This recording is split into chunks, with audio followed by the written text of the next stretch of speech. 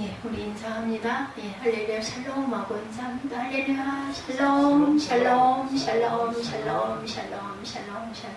하나님 사랑합니다. 여러분 주 안에서 사랑합니다. 예, 오늘 주보에 실린 고운 소망 이야기 못 읽었어요. 예, 그리고 우리 새벽 묵상도 못 읽어서 이렇게 잠깐 보고 합니다. 바다로 달려가는 바람처럼 어디에 숨어 있다가 이제야 달려오는가, 함께 있을 땐 잊고 있다가도 멀리 떠나고 나면 다시 그리워지는 바람. 그렇죠? 참 바람은 좋아요. 시원하게 만들어주니까. 처음 듣는 황홀한 음악처럼 나뭇잎을 스쳐가다 내 작은 방 유리창을 두드리는 서늘한 눈매의 바람. 여름 내내 끓어오던 내 마음을 식히며 이제 바람은 흰옷 입고 문을 여는 내게 박한 내용 가득한 언어를 풀어내라 하네. 나의 약점까지도 이해하는 오래된 친구처럼 내 어깨를 감싸 안으며 더 넓어지라고 하네.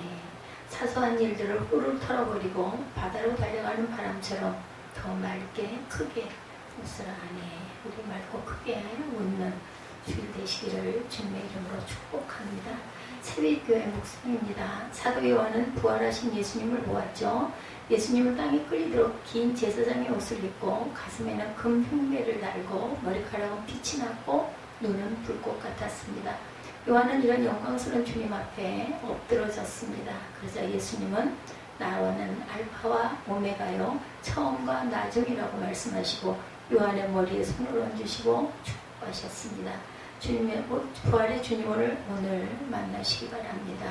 부활신앙이 없으면 우리는 이 세상에 패배자로 살아갈 수밖에 없죠.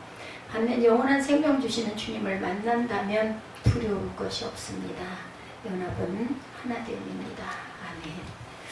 예, 오늘 시편 13편 당분간 아마 시편이 나갈 것 같고 신명기가 참 오래오래 중간에 여러 가지 행사들이 많다 보니까 10장까지 왔음을 여러분들 기억하시기 바랍니다. 제가 잊어버리더라도 알려주십시오. 오늘 13편이죠. 다윗의 시예요. 인도자를 따라 부르는 노래. 그리고 오늘 제목은 1절에 여호와여 어느 때까지니까 이렇게 제가 장과 함께 은혜를 나눕니다. 6절까지 있는 짧은 시죠. 아마 굉장히 고난과 어려움을 당할 때 다윗이 지은 시 같습니다. 어느 때인지는 알 수 없어요. 신학적으로도 나와 있는 자료로. 근데 다윗의 파란만장한 생애 중에 아주 어려운 공경을 겪었던 시기에 기록된 시다. 내용이 그렇죠. 예. 그래서 우리 성도들은 이 시를 통해서 어려움이나 시련에 처한 성도들이 가지는 여러 단계를 태도를 열심히 살피고 결국 우리는 어떤 태도를 취하고 해야 할지 발견하시길 바랍니다. 어느 때까지니까 절망의 단계죠. 1절에 보니까 고통당하는 심의 절망과 탄식이 나와 있어요. 1절 여호와의 어느 때까지니까 나를 영원히 잊으시나이까 주의 얼굴을 나에게서 어느 때까지 숨기겠나이까. 절망스러워요. 탄식하죠. 절망과 탄식을 쏟아놓고 있습니다. 그 고통 먼저 이전에 나타난 원수 혹은 3절의 사망의 잠으로 인해 당하는 고통으로 보입니다. 2절 3절 보죠. 나의 영혼이 번민하고 종일토록 마음에 근심하기를 어느 때까지 하오며 원수가 나를 치며 자랑하기를 어느 때까지 하리까. 여호와 내 하나님이여 나를 생각하사 응답하시고 나의 눈을 밝히소서. 두렵건대 내가 사망의 잠을 잘까 하나이다. 여러분들 사망의 잠이 어떤 상태를 얘기하는 것 같습니까? 말씀과 기도로 깨어있게 자지 않게 죽지 않게 해달라고 그러죠. 데살로니가전서 5장 6절에 우리는 다른 이들과 같이 자지 말고 오직 깨어 정신을 차릴지라 이렇게 말씀하고 있어요.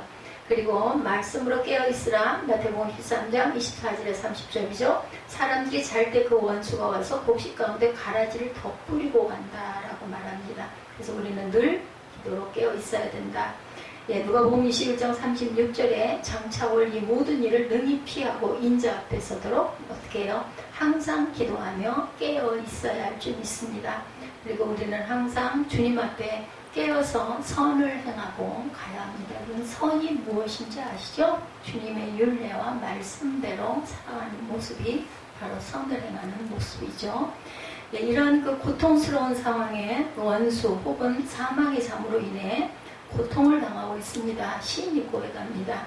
구체화하면 자신의 목숨을 노리는 악한 세력이나 죽을지도 모르는 심각한 질병의 가능성, 생명의 위협을 느끼는 심각한 고통일 것이 분명합니다.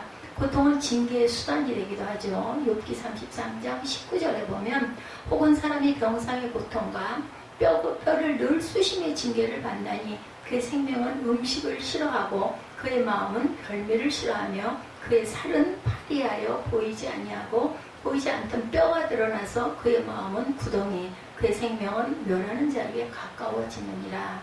이렇게 고백하고 있어요. 이런 욥이 나중에 어떻게 돼요? 갑절의 축복을 받죠. 욥도 나는 이제 끝났다. 나는 이제 소망이 없고 나는 이제 죽는다 하고 얼마나 외쳤는지 몰라요. 하나님의 뜻은 하나님만이 아십니다. 그런데 가끔 성령께서 우리에게 깨닫게 하시죠. 소망도 주시고 또 그리고 일어날 수 있는 힘도 주시는 분이 성령 하나님. 제가 밤새도록 거의 잠을 거의 못 잤어요. 그리고 깨달은 것은 성령께서 인도하신다라는 마음의 깨달음이 있었습니다. 애통하는 마음이 있습니다. 고린도후서 2장 4절에 내가 마음에 큰 눌림과 걱정이 있어 많은 눈물로 너에게 썼노니 이는 너희로 근심하게 하려 한 것이 아니요 오직 내가 너희를 향하여 넘친 사랑이 있음을 너희로 알게 하려 함이라 말씀하죠. 예, 절박한 그 고민을 1절 2절에 쏟아놓고 있어요. 심각한 상황에 처해 있는 그 다윗 시인은 절박한 실천적 고민으로 인해서 어느 때까지 나를 버려두시느냐고 탄식을 4번이나 반복을 하죠. 이것은 하나님을 향한 일종의 항변이기도 합니다. 예, 1절부터 1절 2절에 보니까 어느 때까지 하나이까. 1절도 그러죠. 나를 영원히 잊으시니까 주의 얼굴을 나에게서 어느 때까지 2번 반복이죠. 2절에 나의 영혼이 번민하고 조밀토록 마음에 근심하기를 어느 때까지 하오며 내 원수가 나를 치며 사랑하기를 어느 때까지 하리까. 얼마나 답답하면 계속 반복해서 아이고 하나님 언제까지 나를 이렇게 고통스럽게 하실 겁니까? 라고 안타깝게 이렇게 호소를 하고 있습니다. 어느 때까지 나를 이렇게 버려줄 것인지 한이하는 심정으로 외치고 있는 것처럼 우리의 삶 속에 그죠? 상황은 각각 다르지만 사업이나 아니면 자녀의 문제나 아니면 병이나 아니면 혹은 실패 여러 가지 일들로 인하여 우리는 낙심하기도 합니다. 또 생각해보면 많이 두렵습니다. 아이고 날짜가 하루하루 오에 따라서 아이고 오지 말고 그냥 서 있었으면 좋겠다라는 마음도 있고 고통스럽고 아플 때는 빨리 얼른 수술받고 끝나 있으면 얼마나 좋을까 또 이런 마음이 들기도 해요. 그죠? 마음을 다스리는 것이 무엇을 다스리는 것보다 정말 낫다 이런 마음이 요즘에 정말 많이 듭니다. 그 고통으로 인해 하나님께서 멀리 떠나 계신 것처럼 보일 때가 있는데 그런 실존적 고민을 이 시인이 고백으로 하고 있어요. 하나님께서 분명히 응답해 주신다는 사실은 알고 있는데 그때가 언제인지 알 수가 없어서 정말로 답답합니다. 이런 이야기입니다. 하나님께서 개입하셔서 자신의 고통을 해결해 주시기 전에 내가 죽을지도 모른다는 두려움이 엄습해 옵니다. 이 다윗의 이 고백이 13편의 고백이 꼭 제 고백과 똑같아요. 그래서 이 시편을 제가 선택을 한 건 아니고 이 시편이 선택이 된 거는 아마 두세 달 전이었을 것 같습니다. 고통은 기도함으로 해결됩니다. 여러분들 예배하실 때 제가 없을 때 제 말씀을 들으실 때는 찾으시면 그냥 다 나옵니다. 고통은 기도함으로 해결되죠. 시편 118편 5절이죠. 내가 고통 중에 야훼께 부르짖었더니 야훼께서 응답하시고 나를 넓은 곳에 세우셨도다 말씀하죠. 고통받다가 하나님의 구원을 얻어요. 우리는 그런 역사가 사도행전 2장 24절이죠. 하나님께서 그를 사망의 고통에서 풀어 살리셨으니 이는 그가 사망에 매여 있을 수 없었음이더라. 사망에 매여 있을 수 없었을 사람들은 하나님께 부르짖어서 찾고 구하고 두드린다라는 사실을 여러분들 잊지 마시기 바랍니다. 왜 나는 안 와? 이게 아니라 내가 찾고 구하고 두드리는 부분이 부족했구나. 더 많이 찾고 구하고 두드려야겠다. 이렇게 생각을 하시면 딱 성령이 주시는 답입니다. 나를 생각하사 응답하소서. 기도의 단계가 이제 도래합니다. 3절이죠. 하나님이 응답을 구하는 기도 3절이죠. 야훼 내 하나님이여 나를 생각하사 응답하시고 나의 눈을 밝히소서. 두렵건대 내가 사망의 잠을 잘까 하오이다. 우리 어때요? 아이고 만사가 다 귀찮아 잠이나 자야지 하죠. 근데 이 잠이 참 필요합니다. 아까 누가 기도 제목에 나와 있었죠? 단잠 하나님께서 분명히 주시는 건데요. 잠 중에 단잠이 있는가 하면 우리가 깨어서 다시 일어날 힘을 주는 그런 소망의 잠이 있는가 하면 이렇게 사망의 잠도 있다는 거. 우리가 사망 중에 빠지는 잠은 절대로 자서는 안 되죠. 이렇게 고통은 기도로 해결이 됩니다. 이제 내가 고통 중에 야곱께 부르짖었더니 야곱께서 응답하시고 나를 넓은 곳에 두셨도다. 시편 118편 5절입니다. 고통당한 하나님의 구원을 얻어서 그죠? 하나님께서 그를 사망의 고통에서 풀어 살리셨으니 이는 그가 사망에 매여 있을 수 없었습니다. 왜 살리셨어요? 이렇게 구원을 얻기 위해서 열심히 찾고 두드리고 그리고 기도했더니 하나님께서 나를 건져주셨다는 거죠. 우리가 노력하지 않고 이루어지는 것은 없습니다. 우리가 눈물로 씨를 뿌려야 기쁨의 단을 뿌린 만큼 반드시 거둔다라는 것. 나를 생각하사 응답하소서 하나님의 응답을 구하는 기도죠. 심각한 고통으로 인해 탄식하던 시인은 이제 하나님께 응답을 구하는 기도의 단계에 들어갑니다. 이 단계는 고통당하는 성도가 필연적으로 거쳐야 하는 단계이고 이런 단계를 거치지 않으면 성도의 고통스러운 하소연은 그저 원망과 한숨으로 끝나고 말아요. 여러분들 아시죠? 베드로와 가롯 유다의 차이. 후회했어요. 그죠? 긁어야라. 죽어야지 이제 소망이 없다. 절망이다. 죽었고 베드로는 회개하고 다시 일어서고 다시 주님을 바라보죠. 여러분들 주바라기들이 다 되시기 바랍니다.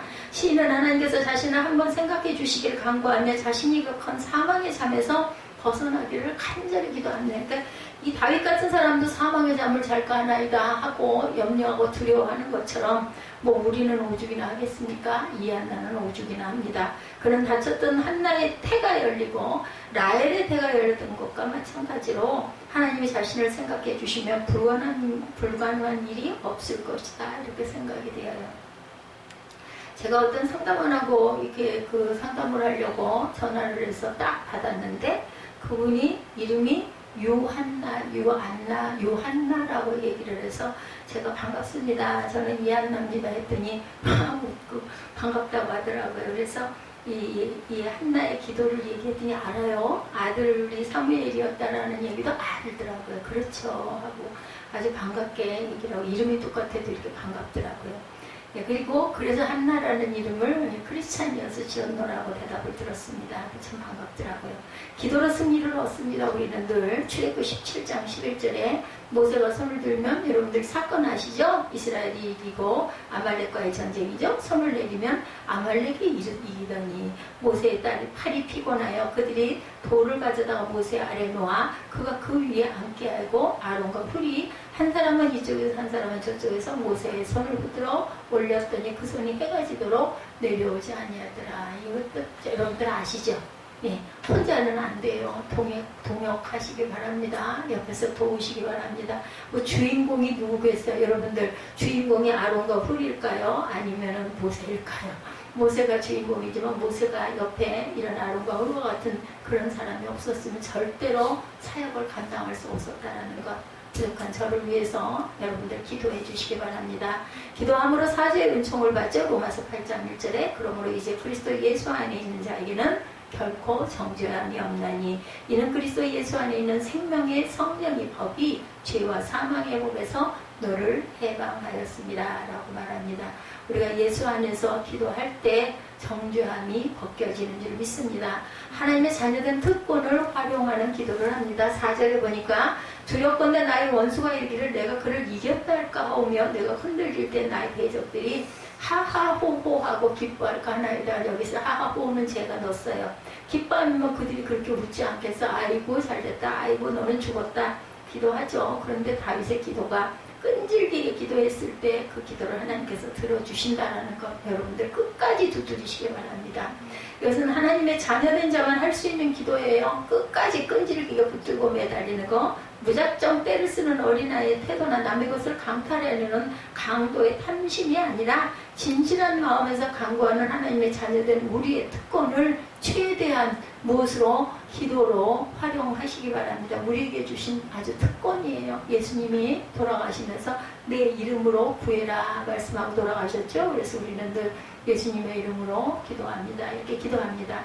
사형 선고를 받은 히스기야 왕은 얼굴을 벽면을 향하고 자신이 행한 선한 고 진실한 행동을 기억하사 긍휼을 베풀어 달라고 기도했을 때 여러분들 아시죠? 해시계가 15도가 뒤로 물러가고 15년의 생명이 연장이 됩니다. 병이 났죠? 이와 같이 우리들도 절망과 좌절의 순간 주님께 기도하며 주님의 도움만을 바라는 것을 통해 문제를 해결해야 한다는 거. 그럴 때 환난 가운데 더욱 아름다운 축복을 누릴 수 있다는 거죠. 회개하는 마음으로 역대하 7장 14절에 내 이름으로 일컫는 내 백성이 그들의 악한 길에서 떠나 스스로 낮추고 기도하여 내 얼굴을 찾으면 내가 하늘에서 듣고 그들의 죄를 사하고 그들의 땅을 고칠지라. 예, 땅을 고쳐준다고 말씀하세요. 그 얼굴을 찾고 기도하면 하늘에서 내가 듣겠다. 그리고 내 죄를 사하여 주겠다. 그리고 그 땅도 내가 고쳐줄게. 우리가 이 땅을 위해서 이렇게 기도해야 될 때입니다. 그리스도의 이름이죠. 요한복음 14장 13절에 너희가 내 이름으로 무엇을 구하든지 내가 행하리니 이는 아버지로 하여금 아들로 말미암아 영광을 받으시게 하려 함이라. 예수 그리스도의 이름으로 기도합니다 했을 때 이루어지는 것은 예수 그리스도가 영광 받게 하려고 아버지가 이렇게 하고 계신다라고 말씀합니다. 야훼를 찬송하리라. 야훼 찬송의 단계 이제 6절이죠. 네, 마지막 절 내가 야훼를 찬송하니 마지막에는 우리가 예배예요. 찬양과 경배입니다. 그렇죠? 이는 주께서 내게 은덕을 베푸시니로다. 하나님이 나에게 은덕을 베푸셨기 때문에 내가 이렇게 예배할 수 있고 내가 이렇게 찬양할 수 있고 찬양함으로 인해서 내 마음이 평안이 오고 기뻐진다는 것. 평강이 우리 마음에 넘치죠. 하나님의 인자하심을 깨달은 거예요. 간절히 하나님께 자신의 상황을 놓고 부르짖던 시인이 깨닫습니다. 그것은 바로 지난날 자신의 삶에서 역사하시고 돌보셨던 하나님의 풍성한 인자하심. 예, 우리가 참 지난날 이루었던 하나님의 저에게 베푼 그 사랑, 그것이 기억날 때처럼 감동이 없죠.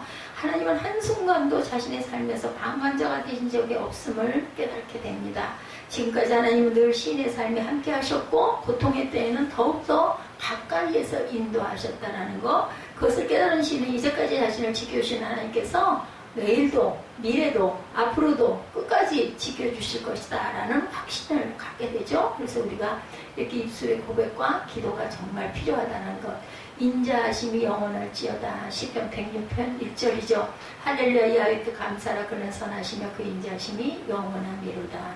그리고 구원해 주시죠. 디도서 3장 5절에 우리를 구원하시되 우리가 행한 바 의로운 행위로 말미암지 아니하고 오직 그의 긍휼하심을 따라 중생의 씻음과 성령의 새롭게 하심으로 하셨나니 우리 구주 예수 그리스도로 말미암아 우리에게 그 성령을 풍성히 부어주사 우리로 그의 은혜를 힘입어 의롭다 하심으로도 영생의 소망을 따라 상속자가 되게 하십니다. 얼마나 귀해요. 그죠? 하늘의 상속자들이 다 되시기 바랍니다. 회개를 촉구한 요엘 2장 13절입니다. 너희는 옷을 찢지 말고 뭘 찢어요? 마음을 찢고 너희 하나님 야훼께로 돌아올지어다. 요엘 선지자가 외치죠. 그는 은혜로우시며 자비로우시며 노하기를 더디하시며 인애가 크시사 뜻을 돌이켜 재앙을 내리지 아니하시나니 이렇게 증가하고 있어요. 그렇기 때문에 마음을 찢고 마음으로 회개하고 주 앞에 온전하게 돌아오는 모습이 되시기 바랍니다. 그랬을 때 하나님께서 인애가 크시사 뜻도 돌이키셔서 심지어는 재앙도 막아주시고 내려주신다. 그래서 벅찬 찬송을 열심히 드리는 다윗의 모습이 1절에 마지막 절 6절에 내가 야훼를 찬송하리니 이는 주께서 내게 은덕을 베푸셔서 내가 찬송하는 것까지 하나님이 나에게 은혜로 찬송할 수 있게 해주셨다라는 고백입니다. 하나님의 풍성한 인자하심을 깨달자 시인은 가슴 깊은 곳에서부터 나도 모르게 찬성이 터져 나오는 것을 느낍니다. 주님의 구원을 기뻐하며 자신을 후대하시는 야훼를 찬송하게 돼요. 우리도 그렇죠. 어떤 마음의 깨달음이 있고 마음에 울컥하고 올라올 때 떠오르는 찬송이 여러분들도 있으실 거예요. 전 그렇거든요. 비록 현재는 고통이 계속된다 할지라도 이미 나를 구원하시고 후대하시는 하나님을 믿음의 눈으로 밝히 보고 찬양이 터져나올 수 있다는 거. 우리도 인생에서 그 겪는 어려움 속에서 하나님의 풍성하신 인자하심을 기억하시기 바랍니다. 삶의 매 순간을 인도하신 하나님은 우리에 대한 인도와 보호를 단 한순간도 멈추신 적이 없어요. 우리가 느끼지 못한 것은 우리가 하나님과 멀어져 있기 때문에 기도하지 않았기 때문이죠. 세상의 모든 것은 내가 자꾸만 그 속에 감춰져 가고 하나님을 생각하고 몰두하는 시간이 너무 부족하기 때문에 깨달지를 못하는 것이다. 그러므로 늘 자신을 구원하신 하나님을 바라보고 감격의 찬송을 드릴 수 있어야 되겠다. 그래서 우리는 늘 찬양이 그죠? 이렇게 자꾸 내 귀에 귓가에 다른 말씀이 들어오는 게 아니라 찬양이 귀에 들어오도록 환경도 필요해요. 그렇게 만들고 있는 것도 필요합니다. 영원한 찬송에 대해서 히브리서 13장 15절에 증거합니다. 그러므로 우리는 예수로 말미암아 항상 찬송의 제사를 하나님께 드리자. 이는 그 이름을 증언하는 입술의 열매다. 이렇게 얘기합니다. 찬양은 할 수 있잖아요. 우리 기도를 집중해서 못한다 할지라도.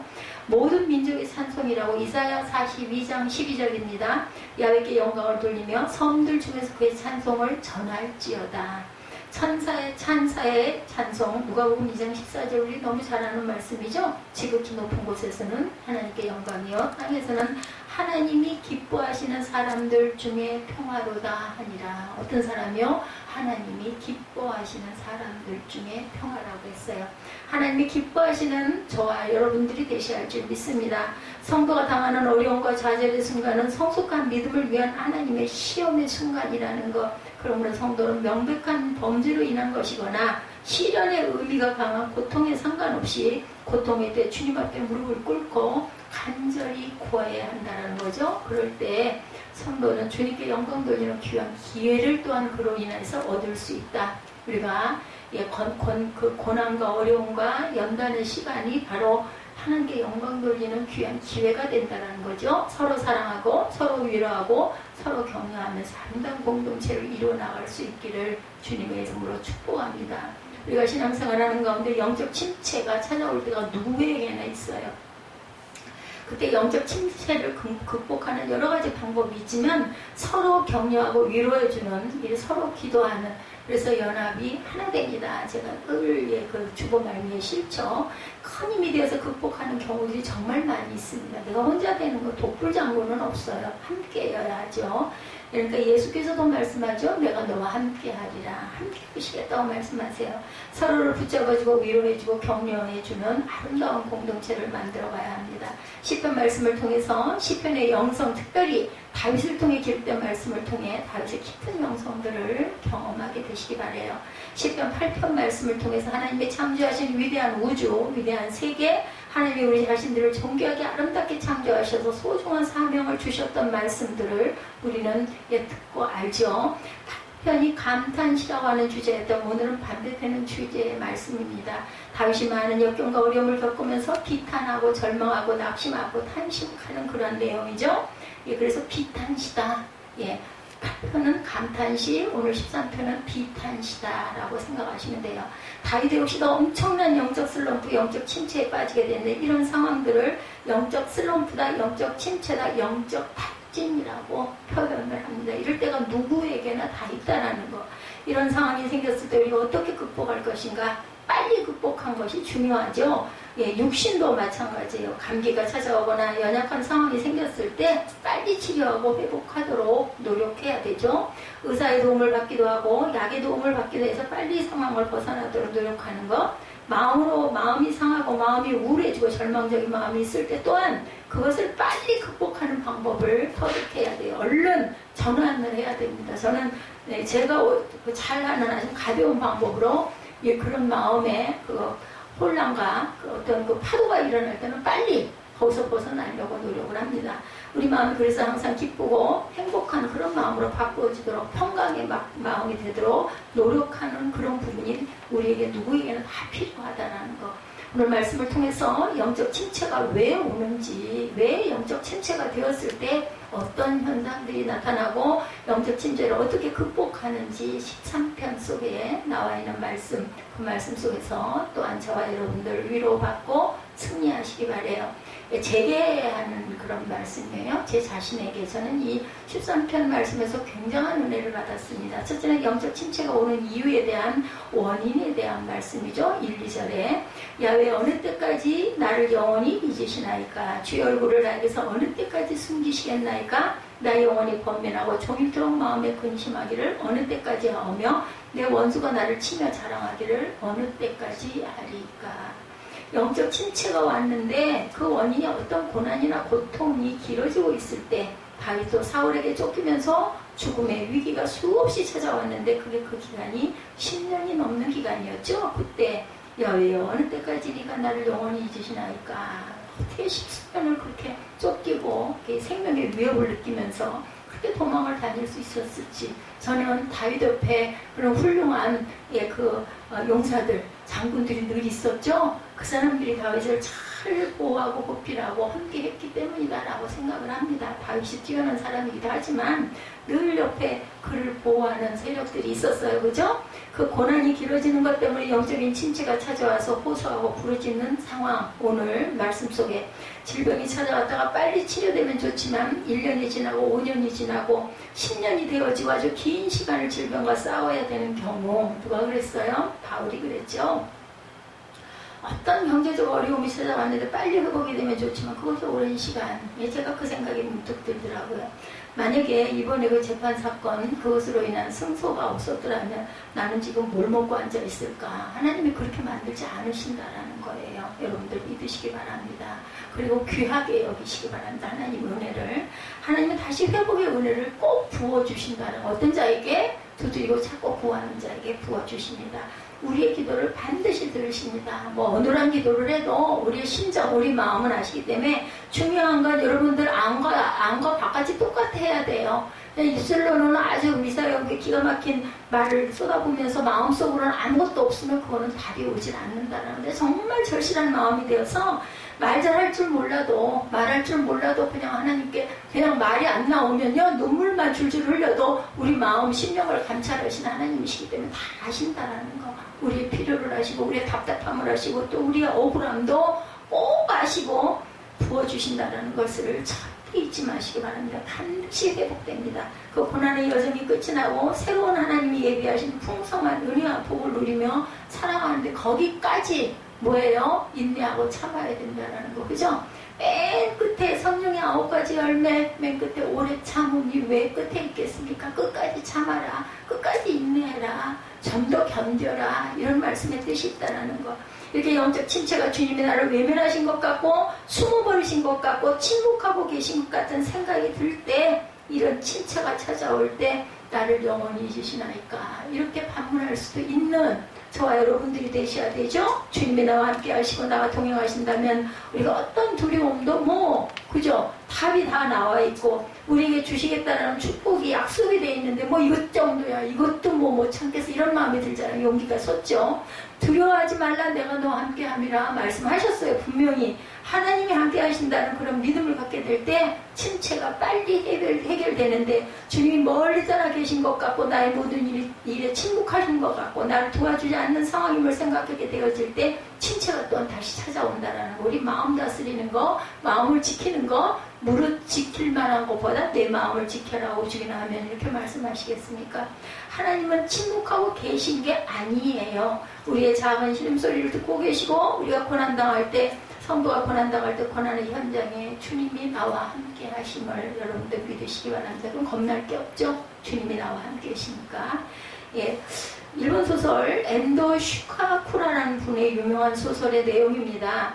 책 제목이 침묵이라는 책이에요. 침묵.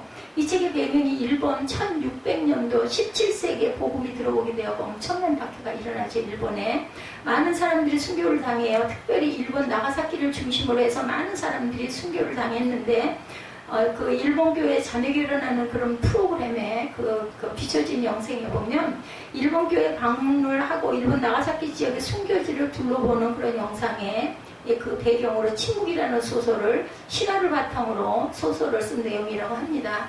그 소설이 영화로도 제작이 돼서 이름이 사이런스라는 영화였다고 그래요.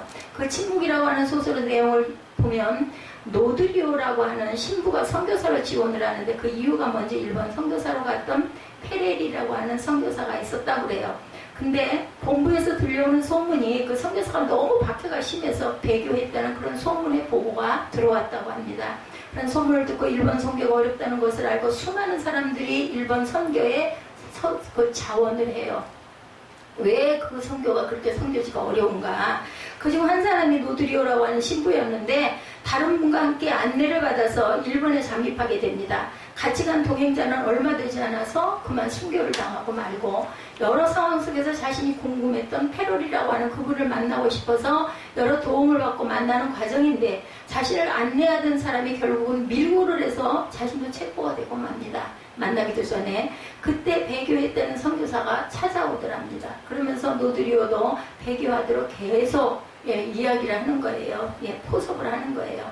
만약에 당신이 배교하지 않는다면 수없이 많은 일본 그리스도인들이 죽임을 당하게 된다, 이렇게 얘기를 하더랍니다. 그래서 내가 살기 위해서 배교하는 것이 아니라 다른 사람들을 살리기 위해서 내가 배교를 해야 되겠구나, 이런 상황에 몰려요, 이 사람이.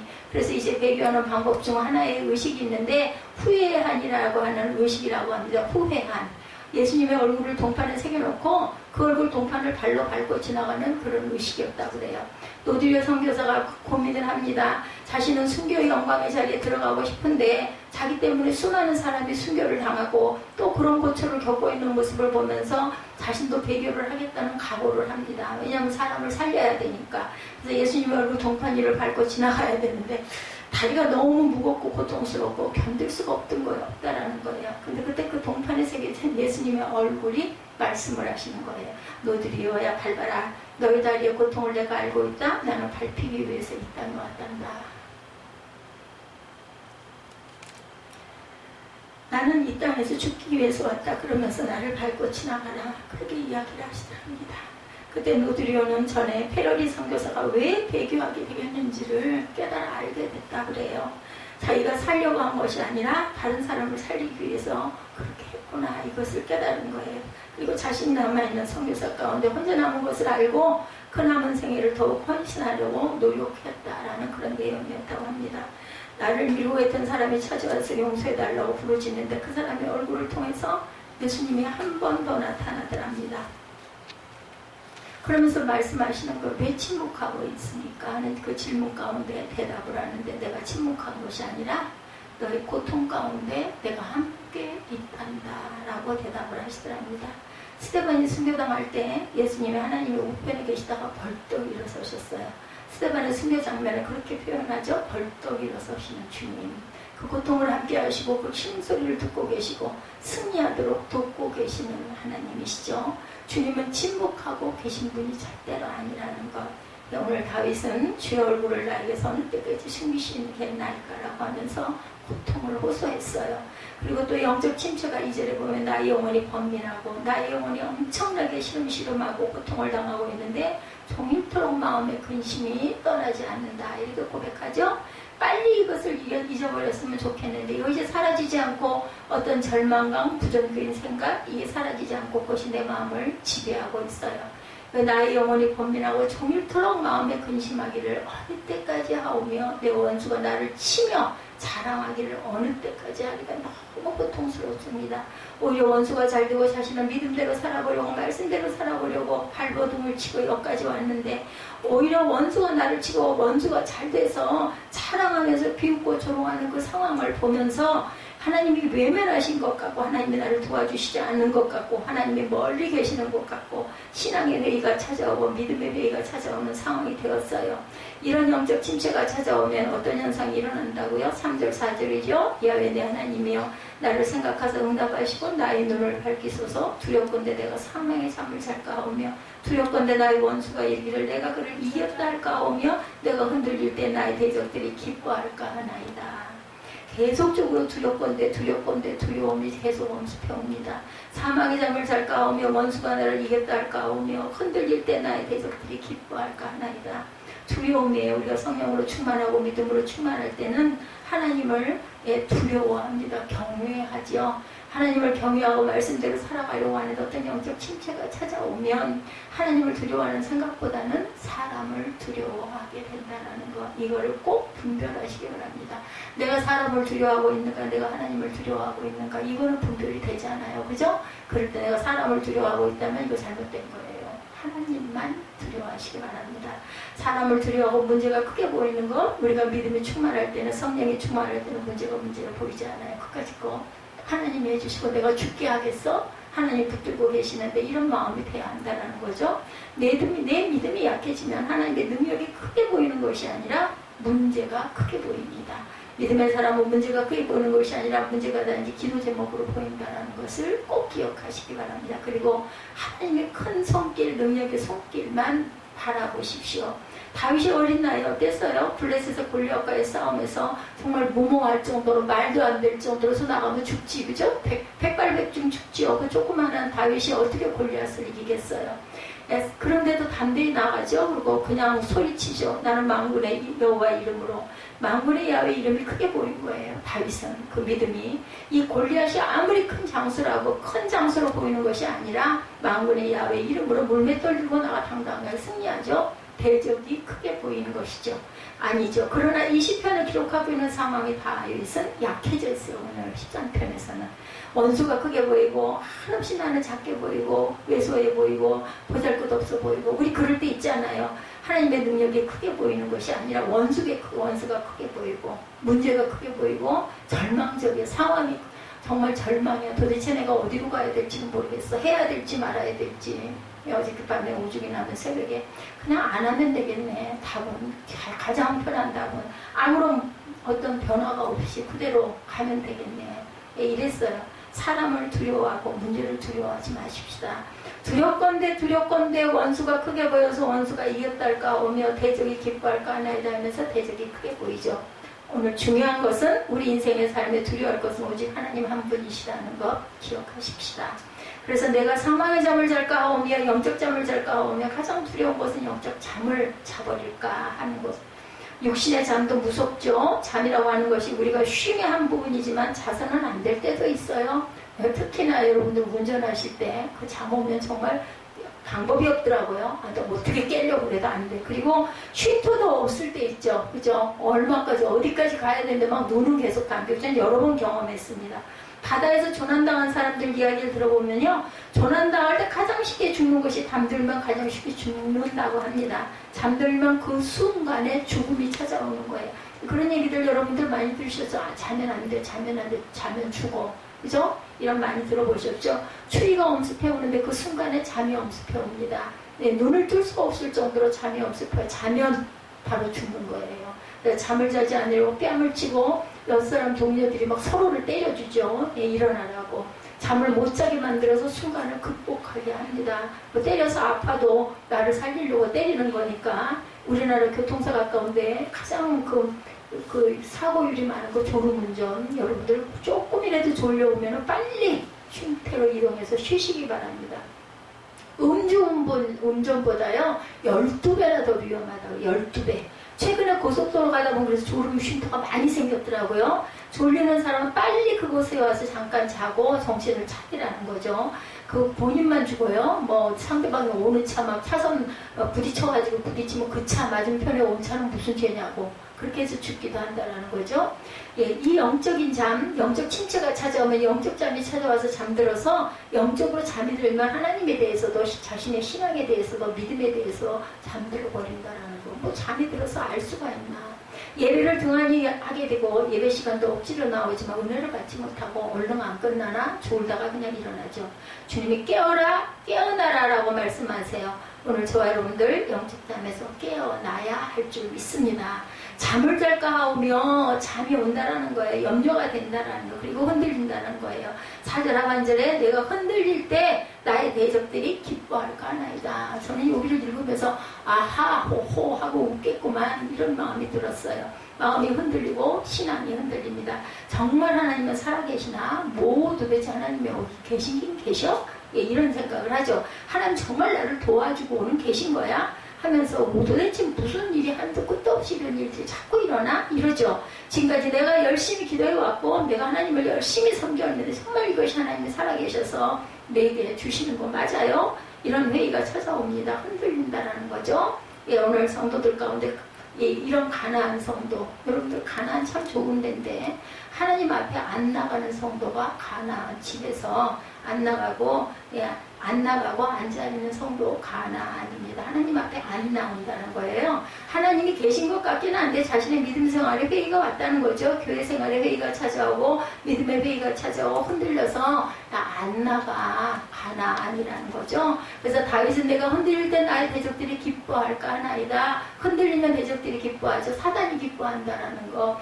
예, 근데 여러분들 사단이요 어디서 오는 어떤 괴물스러운 모습이 아니에요. 내 가장 가까운 데서 온다라는 거. 내 사랑하는 딸이 내 사랑하는 부모가 사단의 도구가 될 때가 얼마나 많은지, 배우자가 도구가 될 때가 또 얼마나 많은지, 어디 멀리서 절대 안 와요. 상황을 통해서, 사람을 통해서 역사를 하시죠.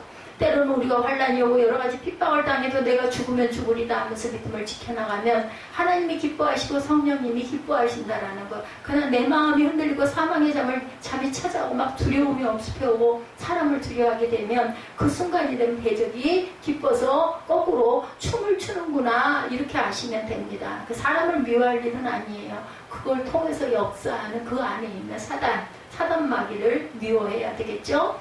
원수 마귀가 춤추고 기뻐하는 것 생각만 해도 끔찍하지 않아요? 그죠? 우리 믿음의 삶은 오직 하나님을 기쁘시게 하는 삶이 돼야 된다는 거. 원수들, 대적들, 사단 마귀들을 기쁘게 해서 그들로 하여금 춤추게 만들어서는 절대로 안 되죠. 우리 신앙의 흔들림이 있어서는 안 됩니다.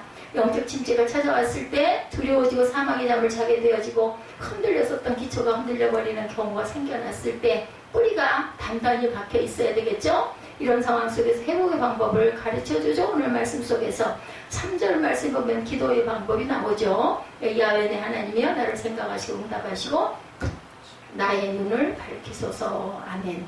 생각해달라는 말씀은 인자함으로 긍휼함으로 긍휼을 베풀어 달라는 그러한 기도죠. 응답하시옵소서 기도입니다. 나의 작은 신음소리까지 들으시고 응답해 주옵소서. 나의 눈을 밝혀주시오. 무슨 눈? 영적인 눈을 밝히옵소서. 영적 눈을 뜨게 해달라 말씀합니다. 하나님이 계시고 하나님의 군대가 보여지고 하늘 천사가 나를 돕고 있는 영적 눈을 밝혀주셔서 오늘 이 시간 저 여러분의 눈이 밝혀주실 수 있기를 주님의 이름으로 축복합니다. 영적 눈을 우리가 뜨게 하는 것, 그래서 우리가 회복을 위해서 기도하죠. 나를 생각해 주옵소서. 나를 불쌍히 여겨 주옵소서. 응답해 주시옵소서. 주여 눈을 밝히소서.